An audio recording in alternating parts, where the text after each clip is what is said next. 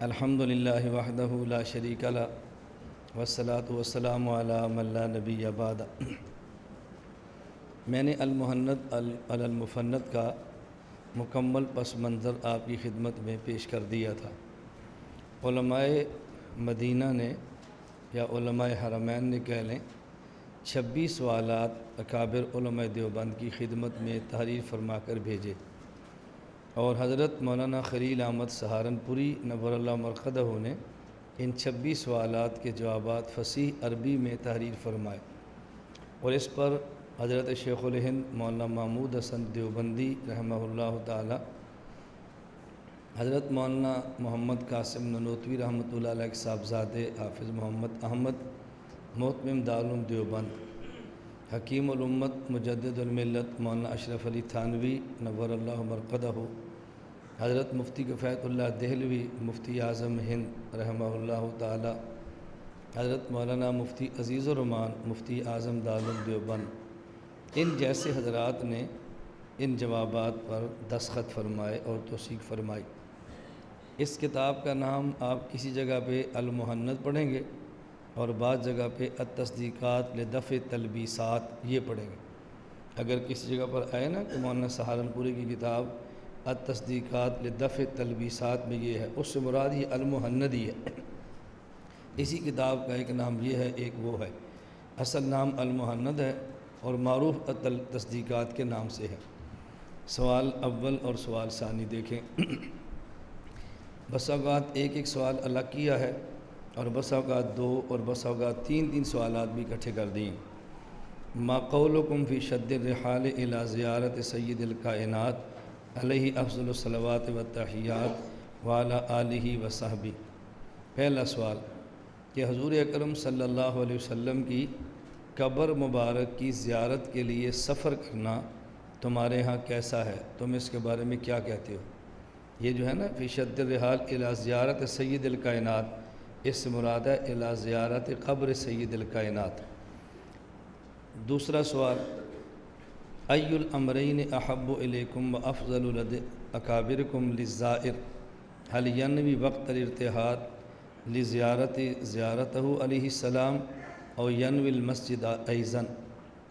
وقد قال الوہابیۃ ان المسافر الی المدینہ لا ینوی الا المسجد النبوی۔ تمہارے ہاں اگر نبی کریم صلی اللہ علیہ وسلم کی قبر کی زیارت کی نیت سے سفر کرنا جائز ہے، اور مسجد نبوی کی زیارت کی نیت سے بھی سفر کرنا جائز ہے، تو ان دو میں سے تمہارے ہاں زیادہ پسندیدہ اور مستحب عمل کون سا ہے کہ کس نیت سے آدمی سفر کرے؟ اور مسجد نبوی کی نیت سے جب سفر کرے تو نبی پاک صلی اللہ علیہ وسلم کی قبر کی نیت زیارت کی نیت سفر کرے تو ساتھ مسجد نبوی کی زیارت کی نیت بھی کر لے۔ آپ کیا کہتے ہو؟ حضرت نے دونوں کے جواب عنایت فرمائے ہیں۔ پہلے 3 بنیادی باتیں تھیں جو میں کہہ چکا ہوں، توضیح الجواب سے آپ نے جوابات شروع فرمائے ہیں، جن کا خلاصہ عندنا و عند مشائخنا زیارت قبر سید المرسلین روحی فداہ من اعظم القربات و اہم المصوبات و انجہ لنیل الدرجات بل قریبۃ من الواجبات۔ حضرت فرماتے ہیں کہ ہمارے ہاں اور ہمارے مشائخ اکابر کے نزدیک رسول اکرم صلی اللہ علیہ وسلم کی قبر کی زیارت کی نیت سے سفر کرنا جائز ہی نہیں بلکہ قریب واجب کے ہے، واجب ہونے کے قریب ہے۔ اس کے لیے مال خرچ کرنا پڑے، مشقت برداشت کرنی پڑے، تکلیف اٹھانی پڑے، اور اس نیت سے سفر کرنا چاہیے۔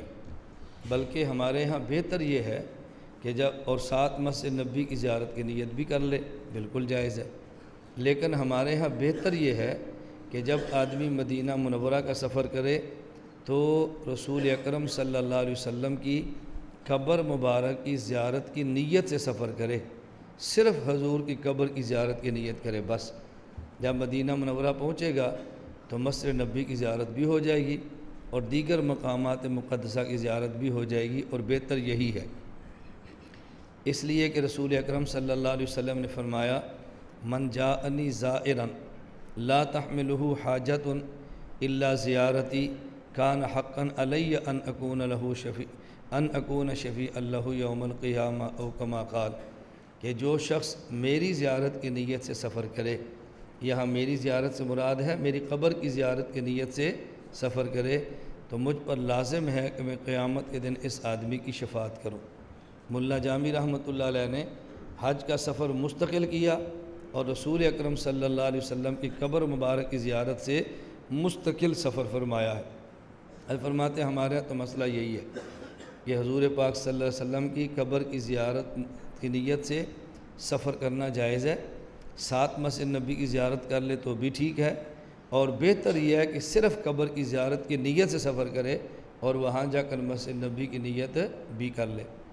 حضرت فرماتے ہیں اس کی دیکھو وجہ، جو حضرات نبی پاک صلی اللہ علیہ وسلم کی قبر کی زیارت کی نیت سے سفر کرنے کے قائل نہیں ہیں وہابیہ، ان کی دلیل ایک حدیث ہے کہ نبی کریم صلی اللہ علیہ وسلم فرمایا لا تشد الرحال الا الی ثلاثۃ مساجد، کہ 3 مساجد کے علاوہ کسی اور مسجد کی نیت سے سفر کرنا یہ جائز نہیں ہے۔ نمبر 1 مسجد حرام، نمبر 2 مسجد نبی، اور نمبر 3 مسجد اقصی۔ تو اللہ کے نبی نے منع فرما دیا ہے کہ ان 3 مساجد کے علاوہ کسی اور ان کا جو دعویٰ بدارو مسجد کے لیے سفر نہ کرے۔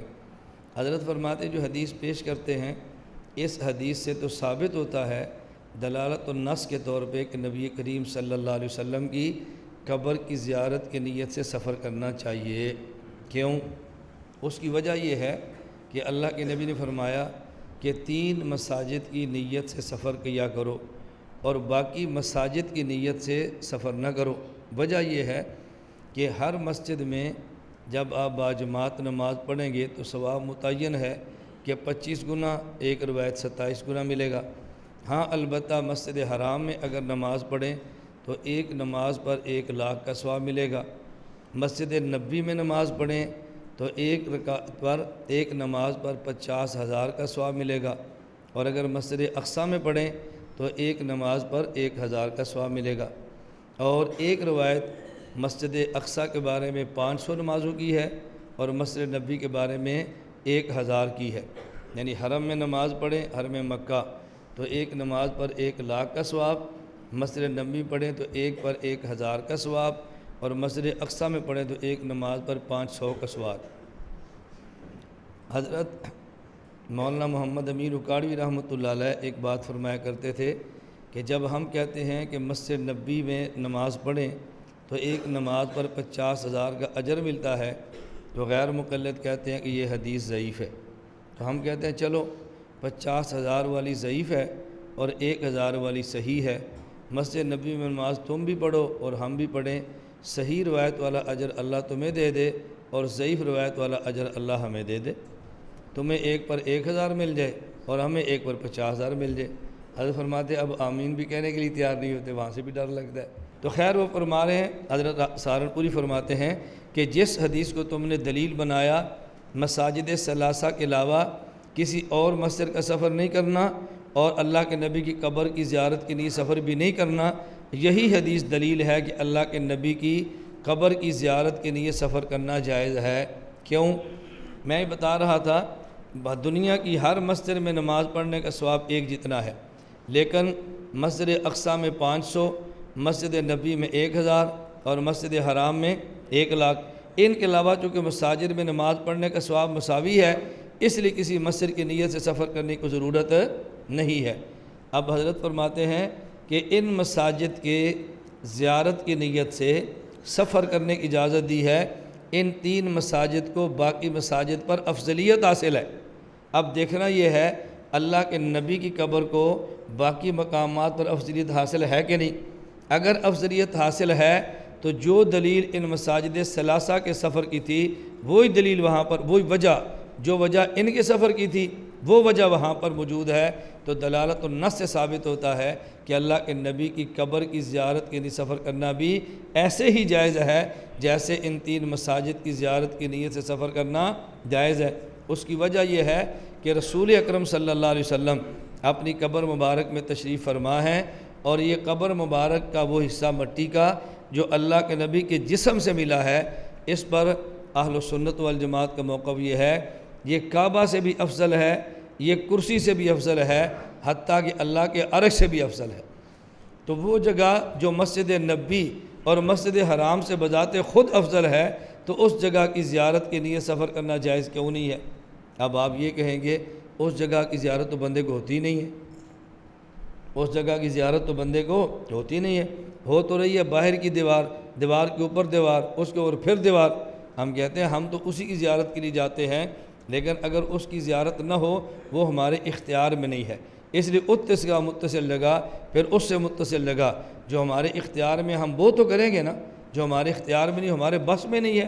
تو خیر حضرت فرما رہے ہیں کہ ہمارے حضرات کا موقف یہ ہے کہ ہم اس کی مسجد نبوی، مسجد حرام، مسجد اقصیٰ اور اللہ کے نبی کی قبر کی زیارت کی نیت سے سفر کرنے کو جائز سمجھتے ہیں۔ حضرت مولانا گنگوئی رحمۃ اللہ علیہ نے زبدۃ المناسک میں اس کی تصریح فرمائی ہے، اور حضرت مولانا مفتی صدر الدین دہلوی نے اپنی کتاب احسن المقال فی شرح حدیث لا تشد الرحال کے اندر اس کی وضاحت فرمائی ہے۔ بعض الفاظ ہم کہیں نا تو لوگ کہتے ہیں بہت سخت ہو، آپ دیکھنا یہی الفاظ ہمارے کابر فرماتے ہیں کہ نہیں؟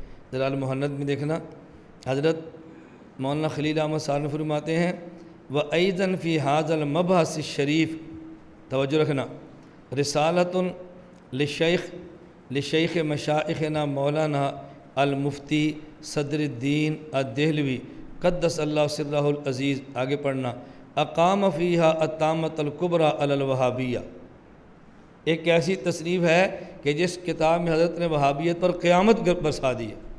یہ کتنا نرم لفظ ہے، یہی لفظ اگر ہم کہہ دیں تو دنیا کھول اٹھے گی کہ ان کا لہجہ بہت سخت ہے اور تقریر کا انداز ٹھیک نہیں ہے۔ اور حضرت کتنا سخت لفظ فرما رہے ہیں کہ اس کتاب نے وہابیوں پر قیامت، الطامۃ الکبریٰ، بڑی قیامت اس کے اوپر برسا دی ہے۔ وَمَنْ وَافَقَهُمْ، کن کے اوپر؟ وہابیوں پر، وہابیوں کے ماننے والوں پر۔ اب اس کو کوئی بھی سخت نہیں کہتا، کیوں؟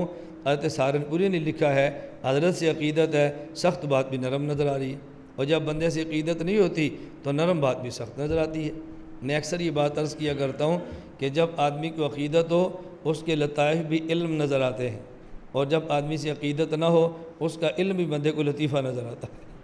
یہ دنیا میں ہوتا ہے اور ہمارے ساتھ بھی ہونا ہے، اس لیے ہمارے کوئی تعجب کی بات نہیں ہے۔ پہلے میں تعجب لکھاتا تھا نا، اب کہتے ہیں اس پر کوئی تعجب نہیں ہے۔ لا الہ الا اللہ، لا الہ الا اللہ، لا الہ الا اللہ، ما لنا رب سوا۔ لا الہ الا اللہ، لا الہ